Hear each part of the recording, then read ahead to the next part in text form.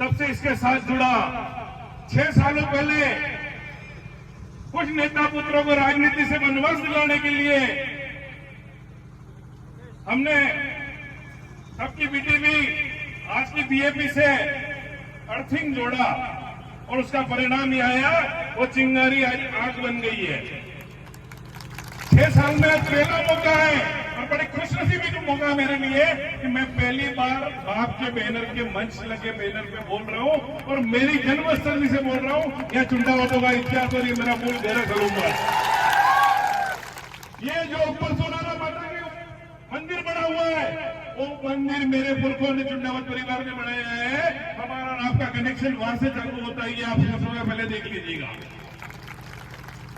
इतिहास हजारों सालों का है और उसको प्रमाण की जरूरत नहीं होती। पर आज लोकतंत्र जब मजबूत होने जा रहा था तो लोगों को लोकतंत्र में मजबूत करने में दिक्कत आ रही है और उनकी मजबूरी दिख रही है। अभी कई वक्ताओं ने बेचारे कलेक्टर एसपीओ को लिए बोला, अरे इनकी क्या औकात है, ये बाबू है, चुनाव से पहले बदले, चुनाव के बाद चले जाएंगे, नीचे बैठने छोटे बाबू, ऊपर बैठते बड़े बाबू। इनकी हैसियत अभी एक जनप्रतिनिधि की सेवा करने और ऊपर से जो इनकी पर्ची वाले सीएम पर्ची भेजते वो काम करने वाली है। इनको चुनाव में सिर्फ इनकी टेबल पर जो अशोक चक्र लगा हुआ है उसकी जगह सिर्फ बीजेपी की झंडी नहीं है, बाकी पूरा काम ये एक जैसा कर रहे हैं। इनके पीछे समय व्यर्थ करना बेकार है। अपना समय आ चुका है, उसकी पहले बात करो। अपनी लड़ाई जो थी, आज भारत आदिवासी पार्टी के विधायक दल का नेता भाई थावर चंद जी जो विधानसभा में हमारी पार्टी का नेतृत्व करते हैं, उस चुने हुए जनप्रतिनिधि का अपमान किसी कर्मचारी के द्वारा इन नेताओं ने कराया है, उनका बदला समय और वक्त लेगा और आप और हम सब मिलकर लेंगे और वो समय बहुत जल्दी हमारे बीच में आ गया है। बात लोकतंत्र को मजबूत करने की है, लोकतंत्र को सुरक्षित करने की है।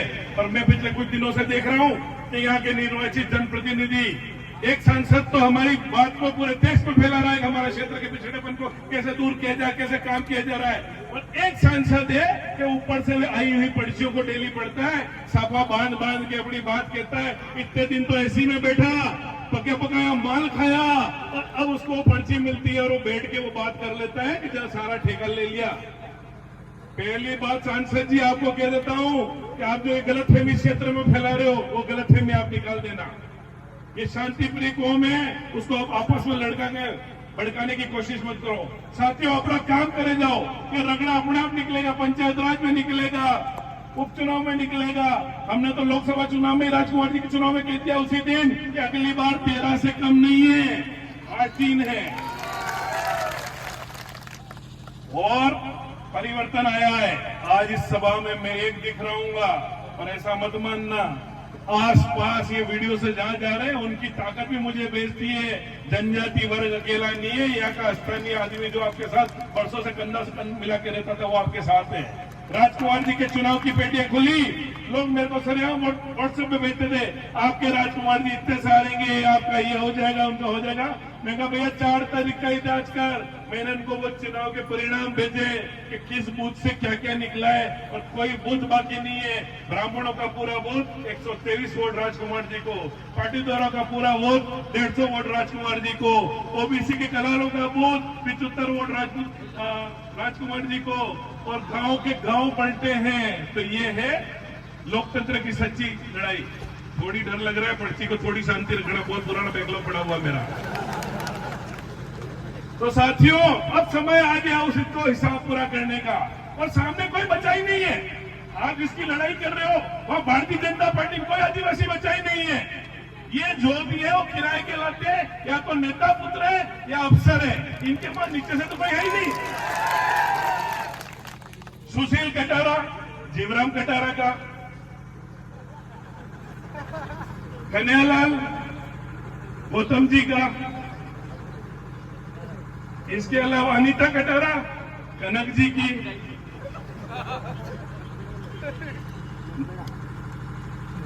हेमंत मीणा नंदलाल जी का, और दूसरे अब गिनने चालू करते हैं। मन्नालाल जी नौकरी से, नंदलाल नौकरी से, अमृतलाल जी नौकरी से, डूंगरपुर चुनाव लड़ता है बंसीलाल नौकरी से, चुन्नीलाल जी नौकरी से, और गढ़ता था तो कांग्रेस से भी उठा के लिया बेचारे। तो इनके पास सामने कोई नहीं है, कोई नहीं है मैदान में। अपनी कार्रवाई चालू करो। 13,000 का हिसाब हम यहाँ 26,000 से देंगे। चलो मर का और ये समय आ गया है। 84 की तो बात भूल जाओ, वहां तो ये लड़ना ही नहीं चाहते। जिसको भी बीजेपी टिकट दे रही है ना, जिसको भी टिकट दे रही है ना, हम तो कह रहे हैं तो 3 बार लड़ा, तू एक बार वापस आ जाए 84 में पता कर जाए।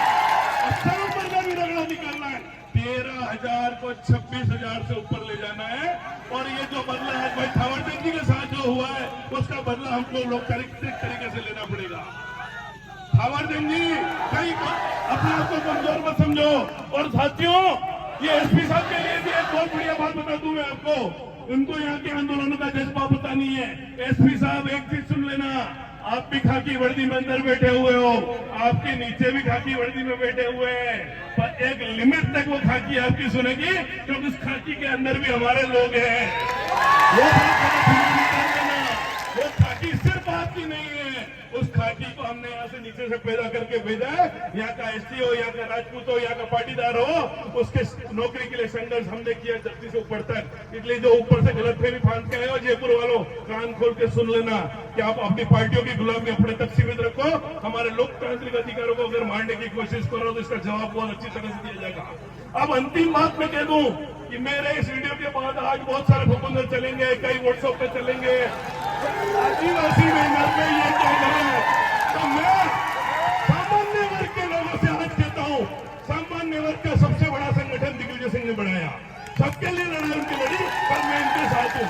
क्यों साथ हूं कि जिन पार्टियों की गुलामी सामान्य वर्ग कर रहा था, उन्होंने इनको सिर्फ बेवकूफ बनाया है। एक भी बीजेपी का नुमाइंदा आगे आ जाए कि आगे सामान्य ओबीसी वर्ग के लिए इन्होंने कुछ किया है, तो मैं उसी समय अपनी सारी राजनीतिक विरासतें छोड़ के और मैदान में बाबा बढ़ जाऊंगा। एक भी काम 1995 से आज तक सिर्फ जनजाति और सामान्य में भेद करो, लड़ाओ और अपनी उल्लू सीधा करो।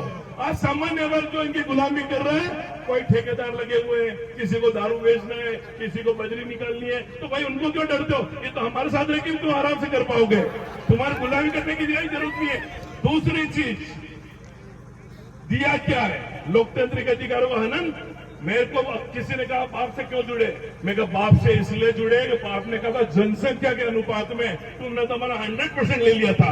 बाप लोकतांत्रिक है, उन्होंने अपनी मांग करी जनसंख्या अनुपात में हमको नौकरियां दी जाए, उसमें कोई बुरी बात नहीं थी। समानता मन लड़ा था तो हमारा यही नारा था, जो 30% की बात करेगा वही वागड़ पे। तो हम भी जनसंख्या मांग रहे थे, ये भी जनसंख्या का आधार करे। हमारा एक एजेंडा था कि यहाँ के लोग आपस में रह के अपने काम करें।